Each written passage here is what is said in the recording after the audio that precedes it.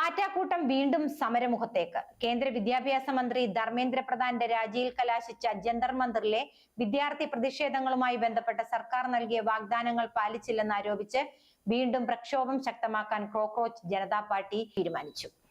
September 5-ന് ദില്ലിയിലെ India ഗേറ്റിൽ പ്രതിഷേധം സംഘടിപ്പിക്കുമെന്ന് CJP ദേശീയ നേതൃത്വം അറിയിച്ചു. ഇന്ത്യ ഗേറ്റിൽ നിന്ന് ദില്ലി പോലീസ് ആസ്ഥാനത്തേക്ക് മാർച്ച് നടത്താനാണ് തീരുമാനം. സമാധാനപരമായ രീതിയിലായിരിക്കും പ്രതിഷേധമെന്ന് നേതാക്കൾ വ്യക്തമാക്കി.